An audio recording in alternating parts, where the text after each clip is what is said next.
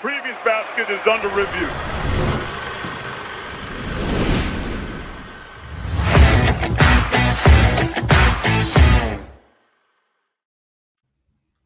Hello and welcome, or welcome back to another edition of Bracket Under Review, your bracketology show with Basket Under Review. I'm Lukas Harkins, joined as always, I guess we can say as always, for round two here with Rocco Miller and Eamonn Brennan. Rocco, how are you doing tonight? I'm doing good. I'm feeling for our boy Eamonn over there as we watch these final seconds of Indiana Northwestern. We'll have to address that in a minute, but otherwise, I'm doing pretty well. I mean, out here in the West, it's still only 6 o'clock. Lots of action still to come tonight, and a very busy bubble week once again. Yeah, you have a well-rested close to the evening, whereas we're a little bit more tired out here on the East for now. Eamonn, how are you doing? I'm good. Yeah. There's good basketball going on tonight, but and lots of bubble implications out there. My beloved Cincinnati Bearcats. Doesn't look like it's going to happen. Led hard with them in Bubble Watch, and I probably jinxed them a little bit, but we'll see how it goes. That's what we do. That's what Bubble Watch is for, right? We get hype about a team every once in a while. Like we're going to push it a little. I remember, I think it was 2, maybe 3 years ago. I really hyped VCU's bubble push. Didn't pan out. And I think kind of every year since then, I've continued to push VCU's potential on the bubble as much as maybe that was dissuade on Friday night with their loss to St. Louis. That might have been the end of that case. Although, still keep them in the mix on the outside right now if they can make a run. Good to have you guys on again. Since our last talk, we heard from the selection committee. How about that? It was great. It's always good to get, a little few answers to the test. Yeah, you get a little feel for it. And as we kind of went through the top 16 reveal from February 21st, before, what was a monster set of games, which, as much it's the answers to a test that change, the questions change in like the next 6 hours. But even so, it gives you some insight into maybe what this particular committee is thinking about for this year. So Rocco, when you are listening to the top 16, either live or you're tuning in later or watching it for the third time to see if you've caught something different the chair has said, what was the biggest surprise to you from the top 16? Yeah, well, I thought, first of all, Keith Gill, the Sun Belt commissioner, our chairman this year, I thought he was a great communicator. We've had a handful of chairmans in past years. I won't name names, but just really obviously sweating bullets live on CBS during that awkward little 20 to 30-minute cameo. They actually let them go before the show's even over. So they really Gene Smith. Oh, there you go. There we go. We've got a name there. But Keith did a great job. And I think the first surprise, because they do go in order, is obviously the last of the 1 seeds. And honestly, the way that they arrived to the conclusion was the most interesting to me. They had actually done their voting on Wednesday. And I think this is the first time I can remember a chairman actually laying out when they did the voting, when they did the scrubbing. That was fascinating. And it was good to hear, because UConn, of course, loses to Creighton. It was their spot on Wednesday. They get back together Thursday, or they did a virtual call. However, they scrubbed, and they came to the arrival that Iowa State was that next team in order to take their spot, which means they had Iowa State 5, Houston 6 as of Wednesday. So that actually shed a lot of light into at least the order of those 3. That was the hottest topic, I think, going into the show. And it also told me, they did talk about the Iowa State head-to-head, but I also, took away that their non-conference win at Purdue had been more, a bigger win than anything Houston did. That really mattered to this committee. And also, of course, they have the other win over St. John's in Vegas, which isn't nothing. And so that non-conference mix plus the Big 12 damage factored into that decision. And that was really good intel, I thought. So for me, that was the first major surprise. I know we had a few others, but I'll keep the show rolling here. So Eamonn, what you got as your surprise, eliminating the Iowa State last 1 seed from your list of possibilities? Yeah, that was the key one. I mean, I guess a little bit Texas Tech, although maybe I was influenced by some of just other people's immediate reactions who were like breaking it at the time. Because the committee has nothing to go off with Texas Tech in terms of comparing them without JT Toppin to them with JT Toppin. And it'll be a much different discussion, presumably, or maybe not. as we get closer to Selection Sunday. If Texas Tech kind of keeps the pace, I'm not sure if that game is over as of time of recording, but they were on track to beat Cincinnati tonight. So they really haven't suffered a downturn, sort of similar to like BYU, for example. With the Richie Saunders injury, immediately beating Iowa State in Provo.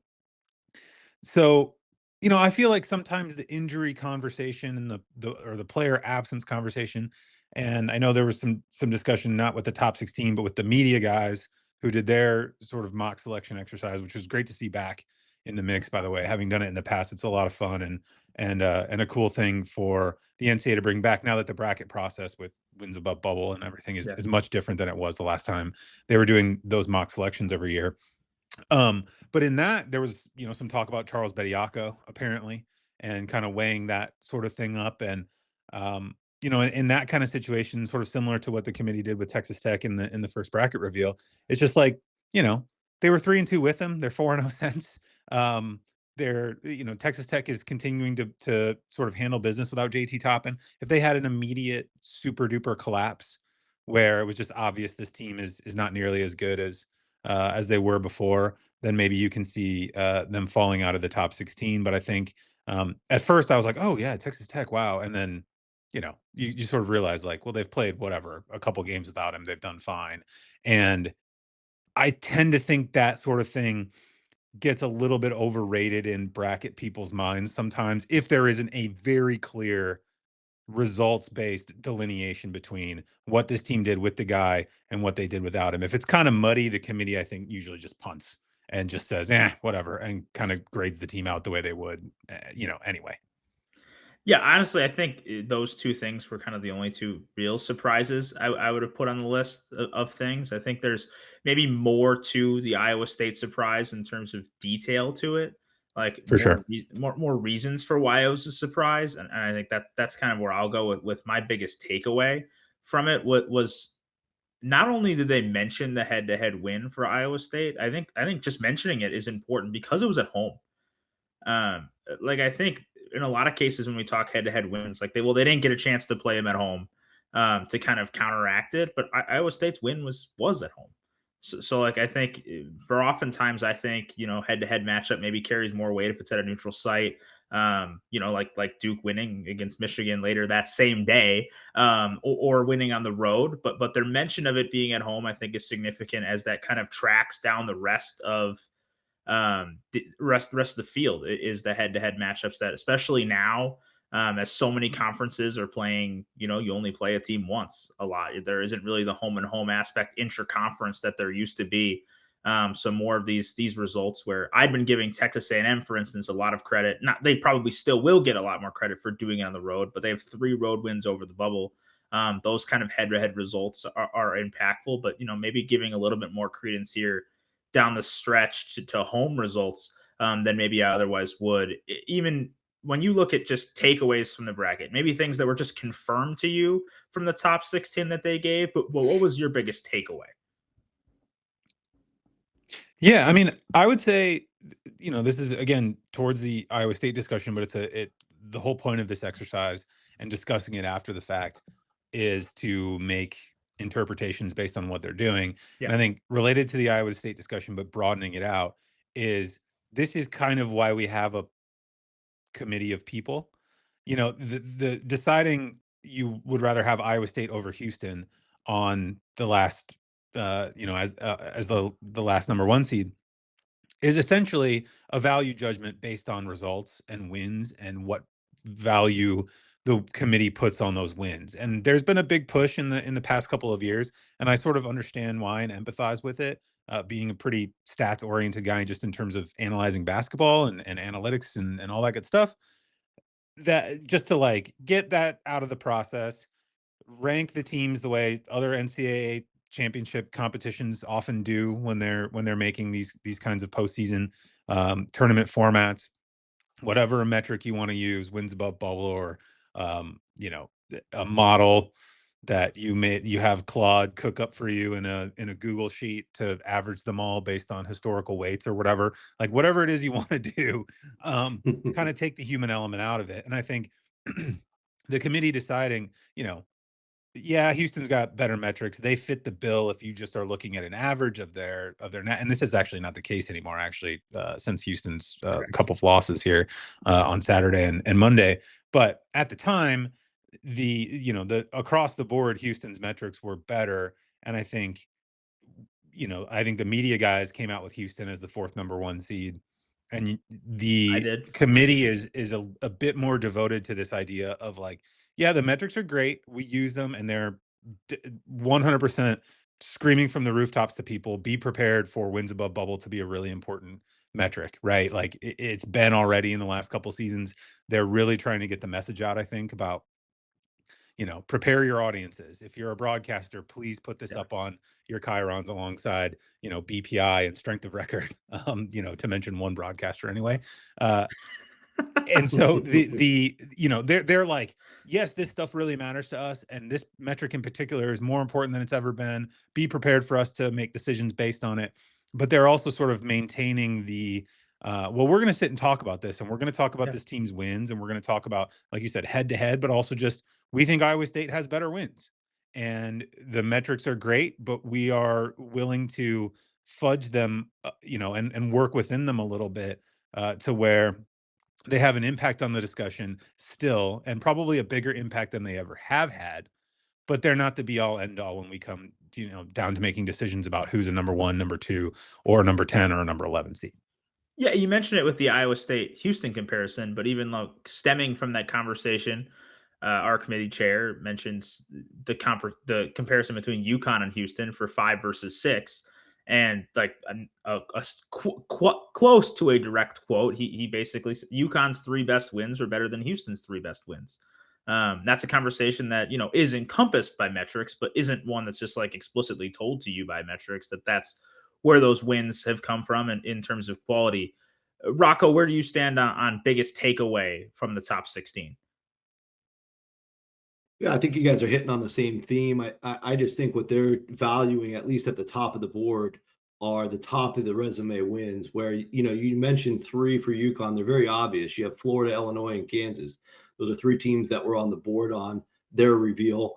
And of course, Houston and even Iowa State can't match that in terms of a trio, at least. And I just think if some of the other comparisons down board, down bracket a little bit, the top of the resume, once again, you could use the tech. We'll talk about Texas Tech a little later, but them being able to be a 3 and then scrub to a 4 shows you how valuable those 3 big wins Texas Tech has, beating Houston once, winning at Arizona, and beating Duke by a point. That seemed to matter the most when more than any one metric, I would say, because if everything else being equal, they are valuing the resume, which to me, I think that's more than fair for the big boys. Obviously, when you start bringing in some of your Gonzagas, your St. Louis's, your Miami Ohio's, it's not exactly a fair fight. They don't get the opportunities. But I think for this debate, it's a fair way to look at it. And it's also rewarding, UConn for scheduling the way they needed to schedule, knowing that there was a good chance there was a down Big East ahead of them. So you mentioned UConn having, those top level wins that even Iowa State can't quite match. So when you get to the bracket preview, at the time of the bracket preview, there's a 4.3 difference in average predictive metrics between UConn and Iowa State, which you could probably lean on as why Iowa State made the jump into the last 4 spot. That difference is now down to 2.6 since Iowa State takes its loss and UConn picks up its road win over Villanova. Rocco, have you made that switch as the last 4 seed since Saturday? Have you put UConn back up onto the 1 line? Yeah, I don't think it was too difficult, just because those three teams heading into Saturday were all virtually even. You can only choose one, of course. Yeah, and I mean, it was a tough debate last week, and I know with the panels we were part of, we had Houston, and the media had Houston, so that's why it was so surprising to see Iowa State. I thought if UConn was the announced team, that just told me they were probably not going through the scrubbing process. We've seen previews before, the bracket preview before, where they basically had to acknowledge they did the voting before the end of the week. And it's not like they need it to be perfect for Saturday as they do on Selection Sunday. I guess they wanted to make sure the 1 seeds were right. So thanks to those guys for that. But I thought it was pretty easy because we saw Houston fall Saturday. We saw Iowa State, of course, fall Saturday. And UConn actually got an important win, beating Villanova on the road. It's their second best road win by far. after Kansas. And so it also gave them a 5th win in Quad 1A. And honestly, going into Saturday, I don't know if it was going into Saturday or Friday, but Iowa State at one point last week had 4 Quad 1A wins, and Houston only had 2. By the time it all shook out, they both had 3. So something moved around for each of them. And UConn's at 5. So if you're again looking for that platinum gold level resume win, UConn's clearly the best option. It's just, can you stomach that home Creighton loss? And I think the way Saturday shook out, it made that a little easier. Yeah, I'm with you. I've already moved UConn up. Kind of talking elsewhere on the number 1 seed line as it relates to the bracket preview in general. I'll stick with you, Rocco. Duke, Michigan. Obviously the head-to-head result is significant on Saturday night. But as we fast forwarded now 3-4 days since the bracket preview, Michigan's still ahead in 6 of 7 team sheet metrics. Would this have been a case where Duke would have jumped Michigan regardless for you? Or having seen what the committee did with Iowa State and Houston, where Houston had metrics that were both quality metric and resume metrics were above Iowa State on bracket preview day, but Iowa State got the head-to-head bump.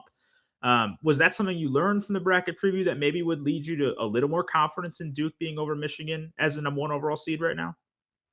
It's a little bit of a reaffirmation, I would say, yes. And I also think there's areas right now where Duke is superior to Michigan regardless of the head-to-head.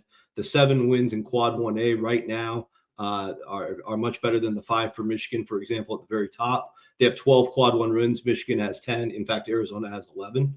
I'm looking closer at Michigan versus Arizona now after Arizona's stellar performance in the Fertitta Center on Monday night. And so, sorry, that was Saturday night. I think the head-to-head obviously is the clincher. I don't even really try to get into the metrics unless I absolutely have to, because so many of the power numbers are based on final scores, so because Michigan had a couple awesome weeks where they beat everybody by 40, they're going to be almost impossible to catch in some of those tools. Whereas what you see on the floor, Duke holding them to 63 points means so much more to me as a basketball person. And I know there are probably some other voters that maybe lean metrics first, but I think that's flawed a lot of ways. And I want this to be a nuanced process. One of the things, I do like the concept of the wins above bubble, for example, but one of the problems I see with any metric dominating is it starts to automate the discussion instead of making it a discussion about what is the story about these teams? How did they get here? What happened in these games? Who was available? I think all of those nuanced discussions create the art and the science behind building the bracket.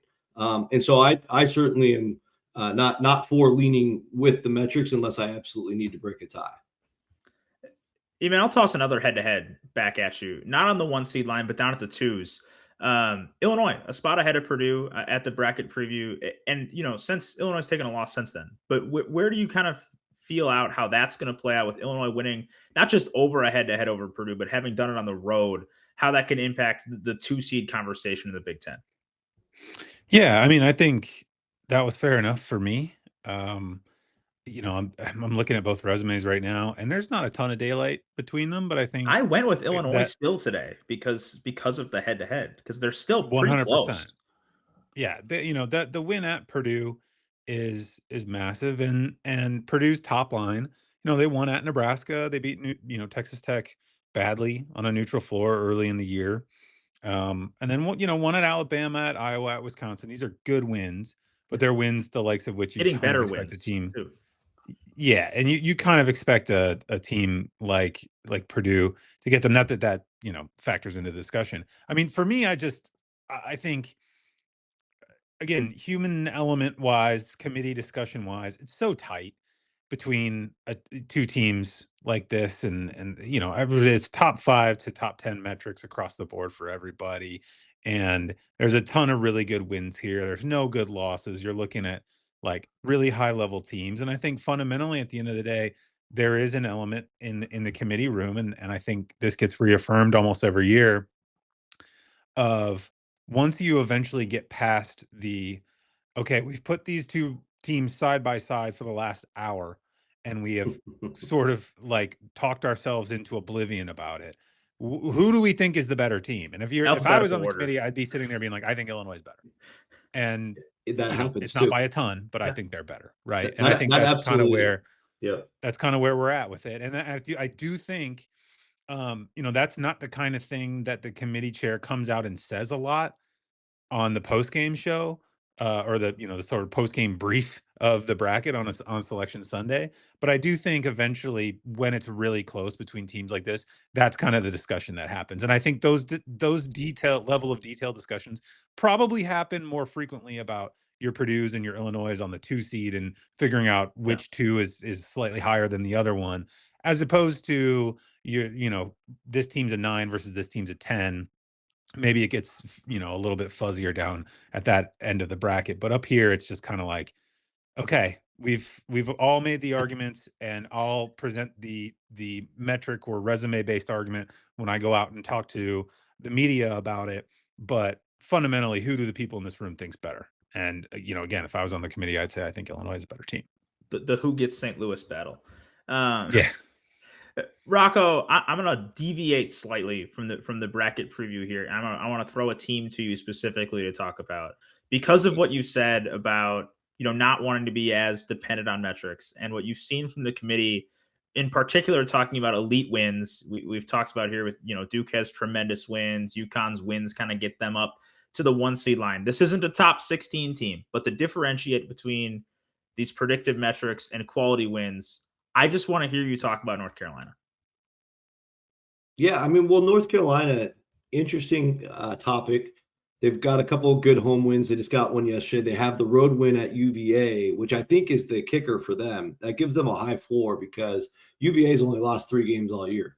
And the longer that goes on, I just watched UVA win by about 30 over NC State tonight. The longer that goes on, the higher the North Carolina floor becomes, unless they do take a bad loss at some point. We're running out of time for that to happen. But they also won at Rupp Arena. And a neutral court win over Ohio State doesn't hurt either. Now, there's been some really bad performances. Like, I live here in the Bay Area. North Carolina came out here and lost to both teams here. They lost to Stanford and Cal. So all of that has to matter as well. That's obviously limiting their ceiling. And they continue just based on those results. I mean, they lost at NC State by a ton last week. They've had some really poor showings on the road. And then you factor in the injury, right? We have Caleb Wilson slated to possibly come back for the finale against Duke. That could always change. We don't know until we get to the end. But I think based on North Carolina winning over Louisville yesterday, and if they do get Caleb Wilson available, you kind of just, much like Eamonn was saying earlier, with a couple of the other injury examples that we've covered thus far, you have to just kind of judge a book by its cover. There's been so many results, and there will be a good amount of results by the time we get to the end, that I think you just give them the merits. And right now, they're just consistently right in the middle of the 6 line today for me.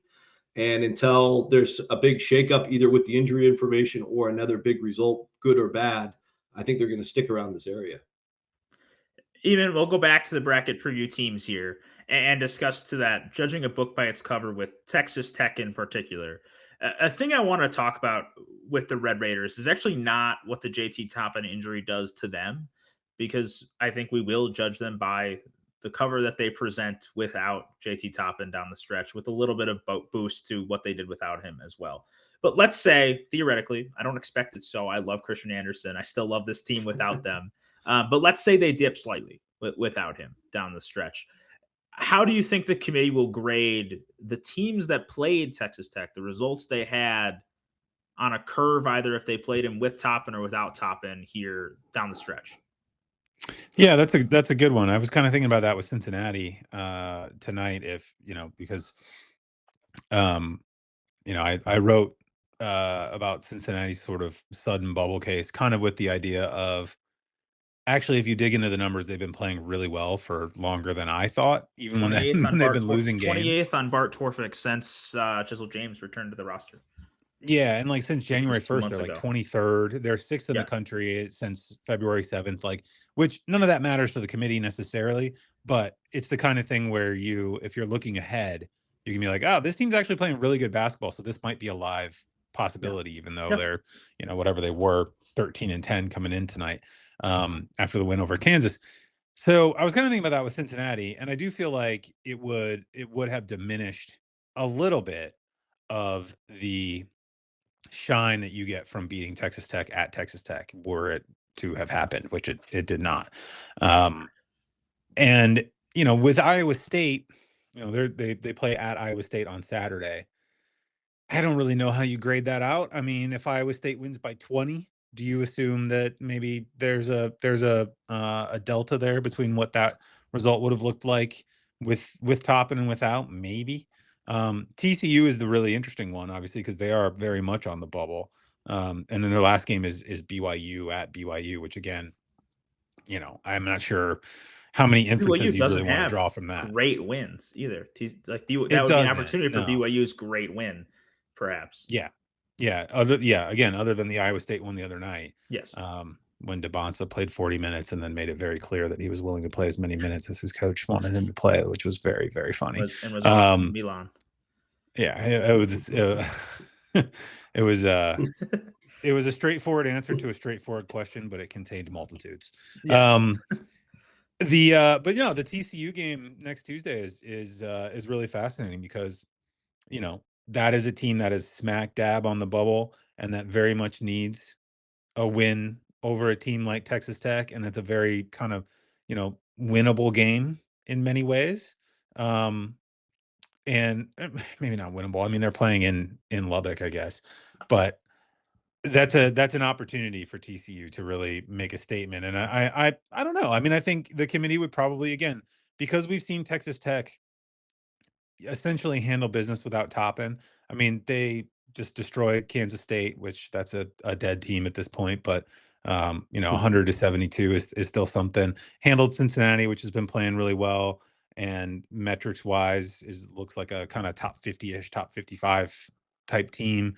I mean, I think you can diminish it a little bit, and you be like, oh yeah, that win came over when they didn't have Toppin. But if Texas Tech goes away to Iowa State and does something unexpected, or even just plays well and kind of holds the line the way they have thus far, I don't know that the committee is going to make a huge deal out of the Toppin thing. I really do think historically that we talk about this stuff a lot and we try to parse it out a lot, but unless there is like a drastic, clear, this is what they were and this is what they are now, and the two things are very different sort of delineation after an injury, then you kind of see the committee just sort of say, nah, and not really wrestle with it in sort of the total minute details, which is probably the right way to handle it.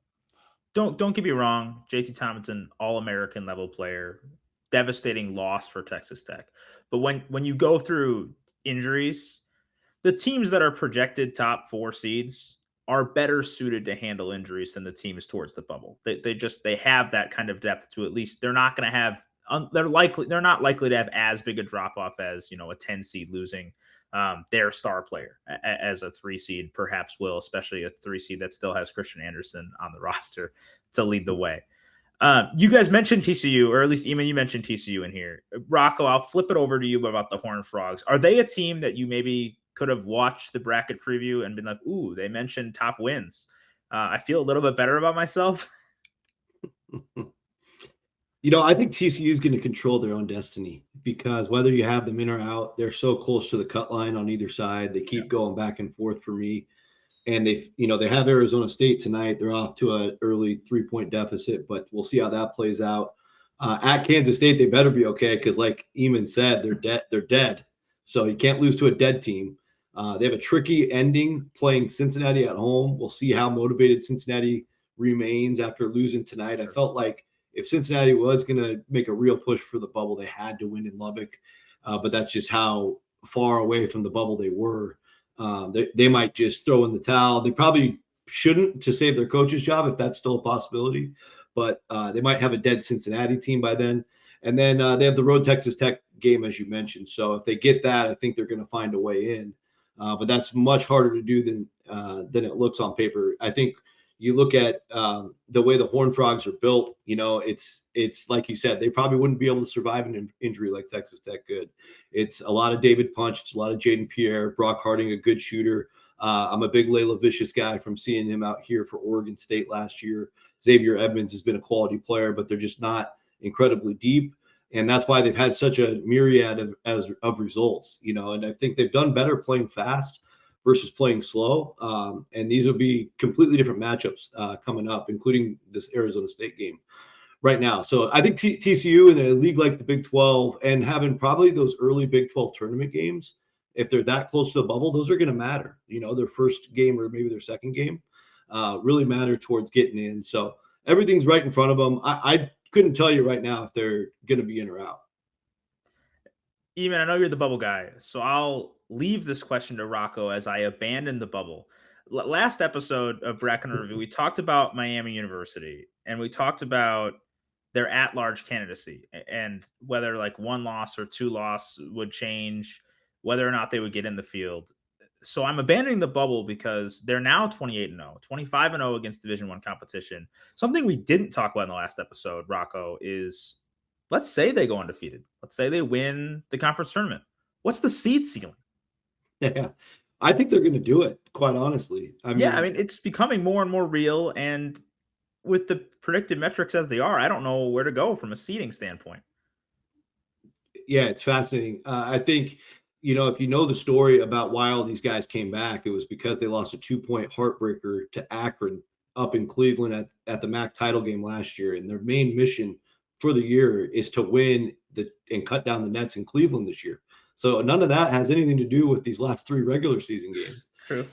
And so they're going to be fired up and focused, and I think clicking on all cylinders. Just a prediction when they get to the conference tournament. Now the question becomes, can they finish these last 3? They won tonight, and they, like you said, 25-0. So let's just scenario that out.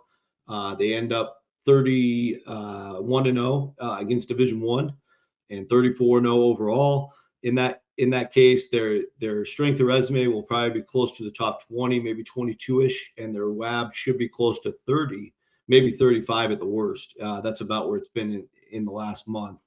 There's a world where they get seeded based on that, and I don't know if they necessarily want that because that last year. What's that? The light version of Memphis last year getting light 5? Version of Memphis. Yeah. The light version of Memphis. There's no evidence to supersede a lot of the teams that are in the top 8 seed lines right now. So again, it would be basically voting straight off the WAB or straight off the strength of resume. And even if they got that in their favor, is it really in their favor if they're in an 8-9 game? I don't know if they want that.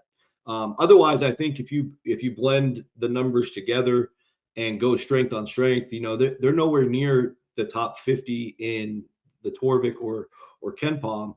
And I think they just settle right in as an 11 seed. And I think that's fine because their odds of getting to the second weekend would go up. You play a 6-11 game and you can play a 3-14. It's a much better path than being a 10 or a 9 or an 8 or a 7. Well, let's go away from me hiding teams before I talk to you guys, and we'll pull up some blind resumes. I've got 2 put together. A couple of these have had results tonight or will have results tonight that change some of these numbers, but I thought there are various types of resumes in the mix here. Rocco, I'll start with you. When you look at these 3 resumes, just on general, the differences you see between them in terms of resume quality metrics for Team A, much higher than the others. You look at Team C having much better quality quadrant wins. As you look at what I put on this one is quadrant 1 record. In parentheses is their quadrant 1A record. So Team C here has 3 of those such wins. How do you compare these kinds of teams when they come across your board? Well, I think you want to start to compare like from the first column on in terms of quality of win. I document a lot more information than this. So this is of course. I can only put so much in a blind resume for you. Yes, you can. Yes, you can. So I'm looking at exactly the teams that they've beaten that's in the field, right? Yeah. So you can compare what's your best win versus their best win, et cetera. But in an abbreviated example like this, first of all, I don't like losing. So the team with 10 losses to me is a little bit harder to stomach just right off the bat. I assume the 14-2 team has to be from a smaller conference. It's at least St. Louis or worse. They're no longer 14-2. There's your hint. Oh, okay. Go Dayton Flyers. So in that regard, 12-8, if it's a power conference team, quads 1 through 3 is pretty solid. Like that's winning 60% of the time in a major conference. Obviously, you don't like the 0-6 in those upper quadrant games in the quad 1. those big heavyweight games, they haven't been able to prove themselves. And of course, it's Louisville. But I think Louisville, based on some of that success, would get my attention. Then, of course, you go over to the quality side. It's pretty obvious. You would lean there first for a seed in this range if everybody is for sure in the field. Yeah, I think Louisville is the team that I left the bracket preview. Obviously, a team that wasn't mentioned at bracket preview. Not a team I expected to be mentioned as the bracket preview either. They're a team I left the bracket preview feeling even more questions about, with the committee mentioning their preference for these predictive metrics, their quality metrics for higher seeding, but also mentioning quality wins, which is kind of just counterintuitive with Louisville right now, whose quality metrics would indicate a 4 seed, which whereas not having a quadrant 1A win would indicate dropping relatively substantially from there.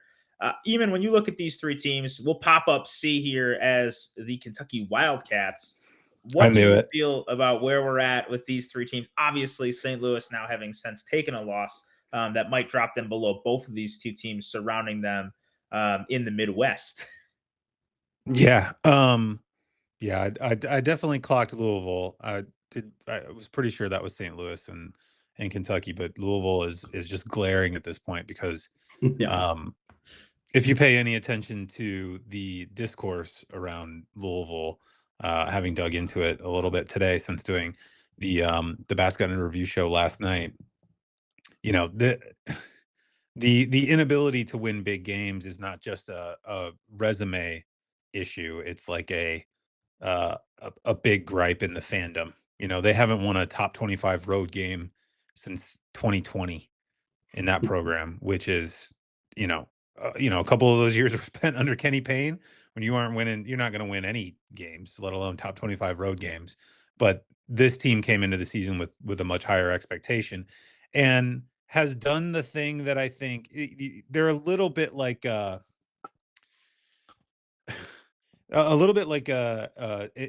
on steroids. Indiana's had a couple better wins. They beat Purdue, obviously, but they did a good job of scheduling relatively well in the non-conference and playing well against that schedule, which was the thing Indiana didn't do under Mike Woodson. They just kind of played it like it was, frankly, like the NBA. It's just like, well, we got to win tonight. It's like, yeah, but you were playing, Sacramento State or whatever, and you won by 5 at home. Your net is now 100. It's just not gonna help you. Louisville has done a good job of sort of the underlying, if you're laying it out as a coaching staff, of how can we juice our metrics to look as good as they possibly can by playing good basketball. To be fair, you have to play well to do that. But when it comes to playing against really, really good teams, they have fallen short routinely, as the blind resume notes there. So yeah, they're going to be an interesting one to seed because I think the committee talked a fair amount last week. People around the committee, that Dan Gavitt of the world, but also people on the committee this year talked about, we use wins above bubble when we're looking at the bubble and we're figuring out which teams we want to have in and have whatever. And then when it comes to seeding teams, we look a lot more at predictive metrics. But as we saw from the committee reveal, as you mentioned, Lucas, the Iowa State thing is a pure, we think their wins are better argument. And UConn, at least honestly. it was at that time, right? And so that is going to be a fascinating issue for Louisville, because they are, I think, a good team that has clear flaws that you can trace in their resume, right? They're just not as good defensively as they should be against top level competition. And then you look at, St. Louis for me is just kind of you lose a random game here and there in your conference, regardless of what your conference is. I mean, Gonzaga lost to Portland. It happens, right? Sorry, Miami is wondering what you're talking about. Yeah, exactly. Well, Miami is, Travis Steele's sitting what's there a loss, me, bro? Yeah, I don't know what you're talking about. But Kentucky is fascinating because, I think they're fine. And there was a whole thing this week, again, with the, checking in on Kentucky fans and how they're doing, which is, I want to say, just top line, not well. Not well. They're not doing great. Isn't that a weekly question for Kentucky fans? They're not happy. They're not happy. But, there was a bunch of stuff going around this week of like, we better win at South Carolina, or this team might not even make the tournament. And you look at their remaining schedule, and it's like, yeah, an 0-4 finish was in play potentially if they lost at South Carolina. Now that hasn't happened, I think you look at some of the wins that they have managed and kind of where they are metrics wise. And look, I mean, would I put them, on the 6th line? No, but They're 7. they're very solidly in the tournament, which I think a lot of, like, I was trying to, as I wrote in Bubble Watch yesterday on my newsletter, like, guys, like, look at the actual bubble, look at this resume, look at the number of teams you would have on an S curve between them and like TCU or New Mexico or whatever. They'll be fine. But I'm not like overwhelmed with Kentucky either on the court or their resume. I think they're just very sort of 7-8 to me, and probably will be by the time they finish the year. So what you say there is the difference between these teams in the cut line is actually where I wanted to go with the next part of these 3 teams is St. Louis. Obviously, when I pick these 3 teams for the blind resume, I'm mostly trying to pick 3 different resumes in a similar tier on my list. Like right now, these teams are all 6 or 7s coming into the day.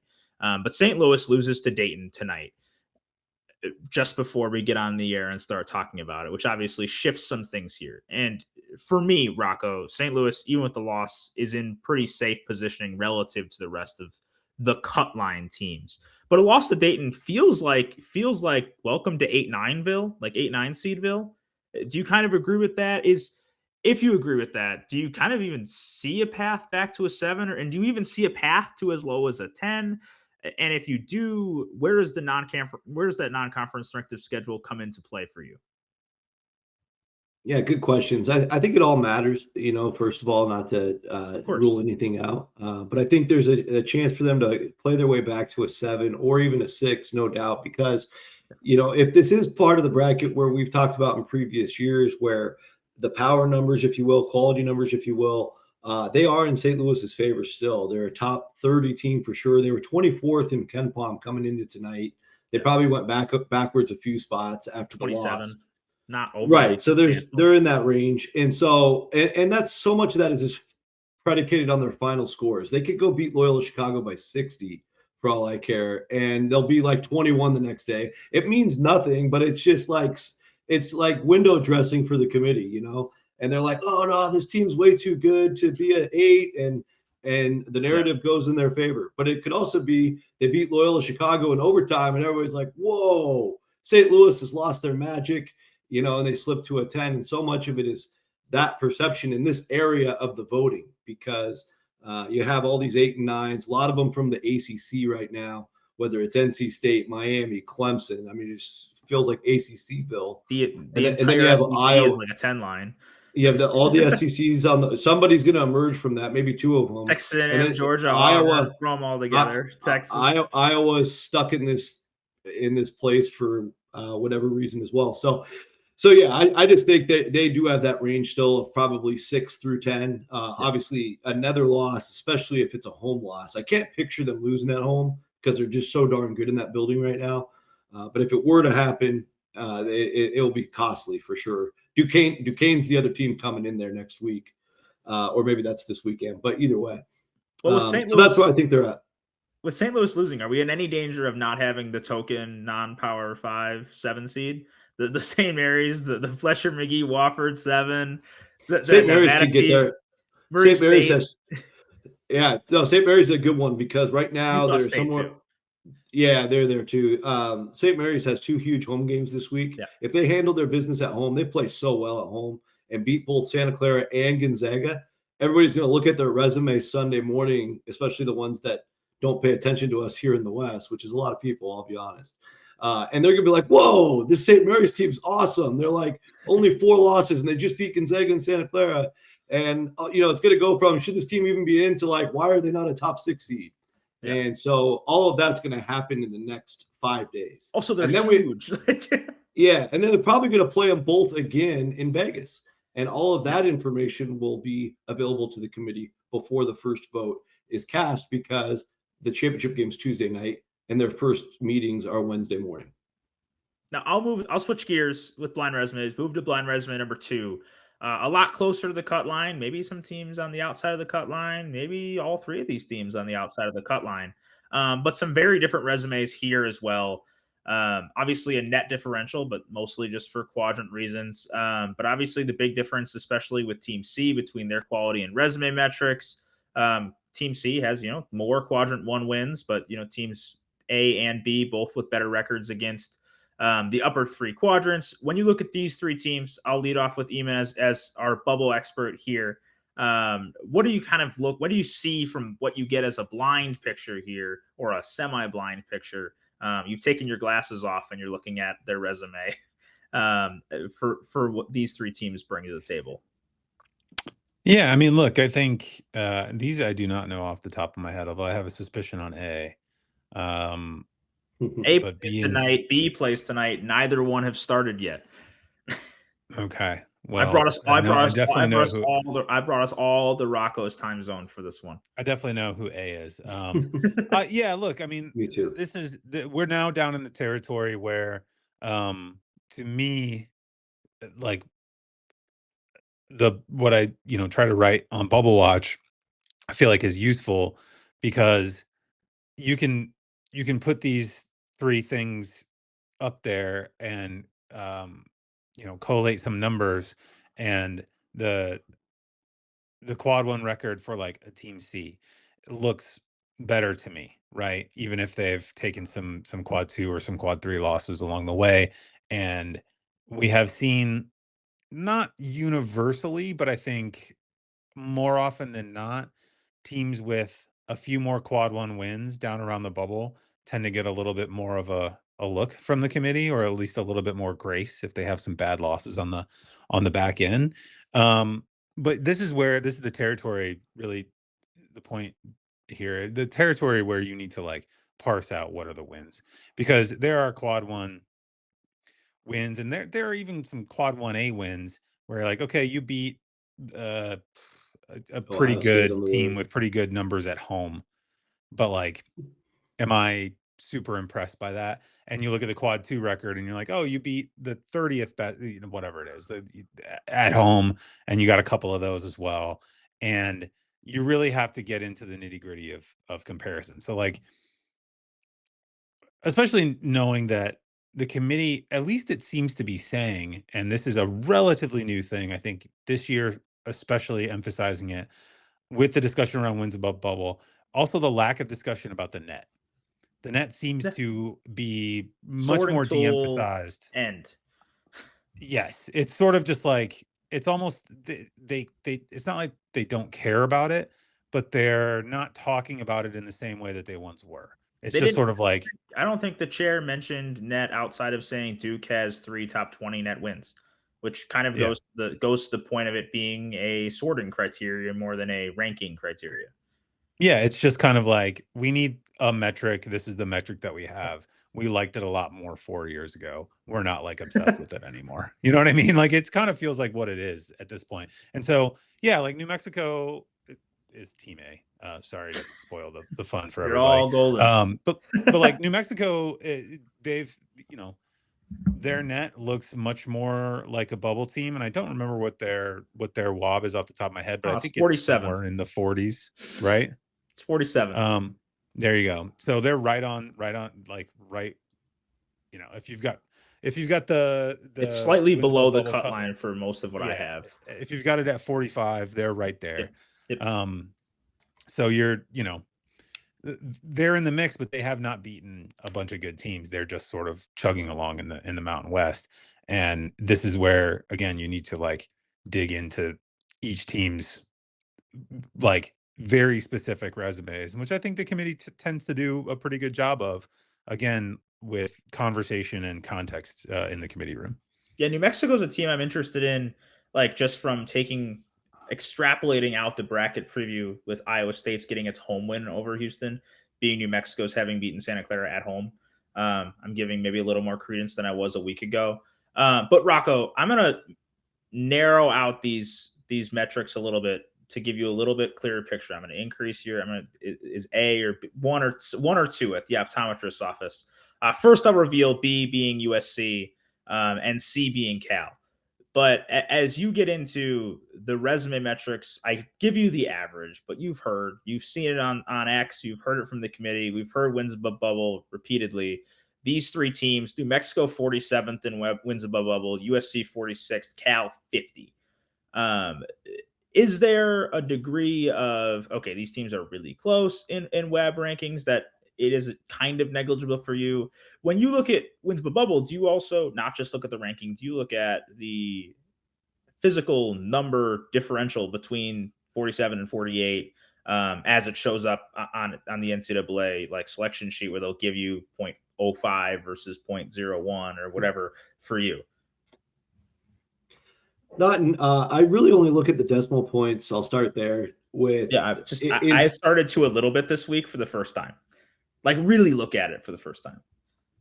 Yeah, I mean, I started only looking at it right when results come in. So, like, let's say Indiana just lost. I try to guess how much a loss to Northwestern at home is going to cost them. Sure. And then I will actually by hand. You see, I got my notebook. I need that. Always with me. Bart gives me a general idea of what I could do for. Yeah. Torvik gives you a general idea because the NCAA models wins above bubble after Torvik. So it gives you a general idea of what a win would do, but I got nothing idea of what to really expect out of a loss. So I need your system. Well, I think most games are worth close to $1, right? So if you're going to gain 0.4, you should lose 0.6. But I don't think it always works out that way. I think I don't think it's perfect. It's not perfect, but it helps because at the end of the day, all you're doing is I think what the committee's looking at is, it's basically like getting graded on a curve in a class. So effectively, even if you're 1/100th of a decimal point, like if that's the difference between Cal and USC, that's all they're going to see. One of them's 49, one of them's 50. And I try not to overthink it that way. But and I also think, again, there's so many other ways to separate teams than any metric. And that's where we'll see kind of the true test. If California, for example, if they're right there on the cut line, they're a great case study for us because they won at Miami. They beat UCLA in the Chase Center. They beat Carolina at home. And if they get to the finish line, they probably need to beat SMU tomorrow at home. So they would have 4 bona fide wins against the field. They have a 5th win that falls in Q1 that's there right now. And they don't have many big games outside of that. I just talked to their coach like 3 hours ago. And they have a road game at Wake Forest. I said, hey, if there's one loss you can lose, it's probably the road Wake Forest because it's quad 1. And it's understandable. You're going across the country. It's the end of the season. But I don't think they can afford to lose to SMU at home. And plus, obviously, it helps them if they win. But it's the 331st ranked non-conference strength of schedule. It's actually on the screen there. And there's been the ACC's been murdered for this directly, whether it was Pittsburgh, whether it was Wake, whether it was Clemson. 3 straight years, those teams averaged around 340th ranked non-conference strength of schedule. Cal's within about 10 spots of that right now. And they all got left at the altar. In fact, I had them completely off my board by the final couple days.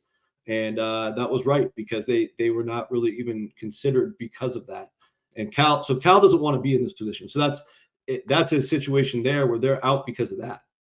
With USC, it's they have the big win at Wisconsin, but overall they've failed in a lot of their chances. And now they've taken on water on the bad side where they've lost at home to Washington, they've lost at home to Oregon, and they've lost at home to Northwestern. So for me, that's really important to know. If you take 3 bad losses, you better make up for it with at least 3 quality wins. And right now, SC only has 2. So that's one of the reasons USC was my first team out on Monday, because the bad is outweighing the good if everything else is equal. Those are important things to know. And then the last thing, New Mexico, again, I feel like I'm always sticking up for the little guy, so take it with a grain of salt. But them and St. Louis are the only 2 teams in the country that have went to VCU and won this year. And for New Mexico, that's a 2,000-mile trip. They were the better team all night long. I watched that game. I have no idea if anybody on the committee watched it, but it was an impressive performance. It's also very difficult to go win in a crazy environment at Grand Canyon. They did that. Yeah. They have a win at Colorado State, a team that just beat San Diego State at home. They've won 5 games on the road, true road games in the top 2 quads, and that's better than most of the bubble, and it's impressive to me. Even more so in some cases than the Santa Clara win, because Santa Clara was without Jake Ensminger in that game. So I look at all those things to try to slice and dice, and part of it is maybe an obsession with the sport of basketball, and maybe it's an overanalyze, whatever that word is, overanalyzing the situation because maybe the committee doesn't go as far. But I think that's the only fair way to look at it. So maybe a spot has opened up in our fields, or at least my field, with at least it's become more interesting with Indiana's loss tonight. But I had one of these teams in the field coming into tonight. Rocco, I assume you had one as well, and that being New Mexico. Yeah, New Mexico, like one of the last two spots. Yeah. So I ended up going with USC on the basis of their best win was better than New Mexico's best win, the road win at Wisconsin. See that? They're my swap. Philosophy. We got to talk about that. Sorry to interrupt you. We got to talk about that. No, you're philosophy. Good. It's just like, do you get like 14 chances to get a better win than New Mexico? Like Auburn winning at Florida. It's a weird phenomenon because, and I'm not saying you're wrong because they were my hardest argument. I didn't actually give anyone 70. Didn't really get a bid at 68. I was pretty much 68 and 69. These two teams for the last spot this morning. I ended up going with USC, but it is really, really tight. I agree with you. Well, I just wonder, like Auburn won at Florida, right? It's the hardest win in the SEC. It's an awesome win, but it's one game out of 31 games. Right. It's supposed to be one game, but somehow it ends up when you're on the bubble. If Auburn ends up with 14 or 15 losses, that one game is going to be more important than their 14 losses. Yes. And that's the thing that bothers me. I'm not fighting against you on it. I think I think there is always a degree with bracketology, and I'm sure you can agree with it, where there's a degree of I'm not picking the field. I'm picking what I think the committee will pick the field to be. It's the worst feeling because it just makes you want to be a voter. It's hard. Makes you want to be a voter. The amount of times I've wanted to put VCU in the field the last few seasons, and I've had them in my first day out. I don't know why that is the case. I'm not a VCU fan. I've always enjoyed their resumes. I've always enjoyed their resume more than others. But let's close it off. Let's leave some blind resumes. We'll leave them in the past. We'll put our glasses back on. Not that mine would ever leave. I can't see the screen without them. But we'll wrap up today's show. I want to get through the next week or week and a half and pick your brains about which team or teams you're like most looking at. Doesn't have to be a bubble team. Doesn't have to be a mid team. Doesn't have to be a 1 seed. What team are you looking at?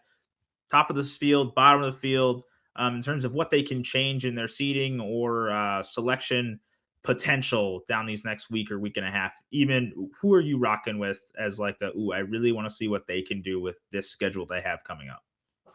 Oh, that's a great question. I mean, USC, honestly, they've got UCLA, Nebraska. I think they got UCLA twice, actually. I had just had them pulled up because of the conversation about USC. I think you're right to say they're taking on water there, and they're in a bad place. I also just think, remember last year when West Virginia didn't get in and the committee said it was because Tucker DeVries got hurt like after 8 games? Kind of the similar deal here with a worse resume. And in that Rodney Rice played 6 games, got hurt, and they've really kind of not ever been the same team since. So there's I think USC, even looking at their suddenly increasingly weak resume, there's an extra element there that people probably need to be aware of. Santa Clara is a team that the game Wednesday night tonight, I guess probably as people are hearing this show, if you're listening on Wednesday, I don't know if I want to go make or break, because again, it's all risk reward, it's all cost benefit stuff, and like losing at St. Mary's is not a crime. But that is the kind of win, having missed out. But to Rocco's point, when you don't get that many opportunities, you almost have to take them sometimes. It's massive. It's just a massive game, and you win that game and hold serve against Oregon State, which should be no problem on Saturday. And I think everybody will go into the postseason, at least the WCC postseason, pretty sure that Santa Clara is going to get in the tournament, which I don't think we have that kind of assurance right now. I think they're not as, are they? They're probably They can't escape they're my last still 4 very in, much but I on the also have bubble. kept them in the field for like 2 weeks. They just like can't Yeah, they escape my have third not last team in. fallen out of the bubble for a while. And then another team you mentioned is Indiana. Like after the loss tonight, it's just they need to go on a run. And Michigan State comes on Sunday, and then it's Minnesota and Ohio State, which it's not inconceivable, depending on what happens against Michigan State, that you're looking at that road game in Columbus on March 7th as a bubble off in some ways. Not maybe quite as directly, and maybe Indiana will still be in a slight position of strength relative to Ohio State at that point. It would But be a quad one yeah, win for one of them, not the other. exactly. And the home loss to Northwestern tonight. It's not the end of the world, but this resume was not super strong to begin with, and Not super the pretty. quad one losses now that they're 2-10 against quad one. They added a quad 3 loss tonight. It's looking a little dicey. Rocco, who are you keeping your eyes on? How about I force you to stay east of the Mississippi? Huh. Well, I do have to get one lick in on Santa Clara, if that's okay. Go for it. Because go for it. I will be there. As you listen to this, I will be there tonight, as Eamonn beautifully said, to cover the game. And, it's a big deal historically. Santa Clara, of course, been since the 90s, since they broke through with Steve Nash. And they've invested a ton of money into the program. They're obviously extremely good. 14-2 in the WCC, best record they've ever had. They did finish 13-1, but the conference was called something else way back then. And so it's a huge deal. But I think from a bracketology perspective, the simple math of the WCC is a win tomorrow, even if they lose to Oregon State, locks them into the quadruple bye, which means they won't play until the following Monday in the semifinals. It's an important detail because they won't have an opportunity to do anything else in Vegas except for play in the semifinals. Should they win tomorrow? If they lose tomorrow, they're almost guaranteed to be locked into the 3 seed, which is kind of our traditional bracket where Gonzaga and St. Mary's go to the finals every year. I call it watching the same movie every year because this will be, I think, the 5th year in a row, if that's what we get. And Santa Clara has never broken through to get to the semifinal bye before. So there's just so much on the line, precedent, historic-wise, and obviously it's the last year of Gonzaga. So much to watch for with them. But I think the most important key there is if they do fall to St. Mary's, there's a really high likelihood they'll rematch again, no matter who's 2 and who's 3 in that semifinal. And Santa Clara's got to win at least one of those games, whether it's tomorrow or in Vegas. Obviously, tomorrow is even better because it counts as a true road win. So that's the breakdown there. But I'll go east of the Mississippi at your request from here on out. Auburn's fascinating to me. Challenge you a little bit. I know. Auburn's fascinating to me as I look right now. They're down by 9 at halftime to Oklahoma. I roll my eyes a little bit because here we are on the way to loss number 13. I know if they get to loss number 16 at any point, they're done because no team above 15 losses has gotten in. And I just don't, even though Auburn's got the great story of the number one the number one strength of schedule, I should say, and then also the road win in the swamp that we just hinted at. They're going to find all sorts of excuses for Auburn to get in. I'm not going to project against that, but I'm fascinated to see how they handle these non-tournament games because right now they're playing Oklahoma. Their next 2 are LSU and Ole Miss. So these are supposed to be the wins. If they slip up in Texas's stretch where Texas kind of avoided that quadrant 1 through 3 record we talked when they won like 5 straight against their schedule got easier. This is supposed to be that stretch for Auburn. Right. And so we'll see what happens. I mean, if Auburn drops one of the LSU or Ole Miss games, I think they'll be in serious danger. Yeah. The SEC's got a funny way of making sure their bubble teams keep winning, though. And I don't trust anybody down there, for the record. I think they're all getting in somehow. I don't know how, but they're all 11 teams are getting in that are still on the board. Well, I'll go a little bit further north. And north on the seed list. I'll go north on the seed list also. Far north on the seed list. Avoid the bubble altogether. I'll go to St. John's. As I was kind of evaluating the 5-6 seed range, and I look at St. John's, its metric peers all just have more quantity of quality. Obviously, St. John's has the win over UConn, but its only other win over the field is over Villanova. And they get those two teams again this week. They go at UConn and they get Villanova at home. Like, that's their chance, I think, to get into the maybe a fringe 4 seed kind of conversation. Because it seems like, they have the second longest win streak in the country, and they've stayed a 5 or 6 seed for the entire win streak. Like, this is the chance to make a seed jump in advance of the Big East tournament, where there also isn't a whole lot of opportunity to move up there either. So St. John's is the team I'm watching over the next week to kind of see what they can do. This is their chance to improve the seed ceiling. So I'm eager to see if that win streak continues this week against the 2 other tournament level teams of the Big East this season. Anything else to add tonight, gentlemen, or moving on to more hoops and less talking? I was going to mention UCF. Go ahead. And more hoops. We all more hoops. But I was going to just quickly say UCF. There's just been something weird about this season where I don't trust them to be the a tournament enormous team. Disparity between their resume and predictiveness for one. And the BYU game starts late tonight, so we'll have that result by the time you listen to this. But they also finish with Baylor, who happens to be beating Arizona right now at home. That could be interesting. Oklahoma State at home. That'll be a desperation game for the Cowboys. And then at West Virginia is actually penciled in as a loss for KenPom. So there's a real world where UCF loses out. I'm not predicting that. Don't say that to them. Please, but there's a real world where it does. And I'm just saying, don't punch their ticket quite yet. Yeah. Well, thanks for everyone for following along for the last hour with us.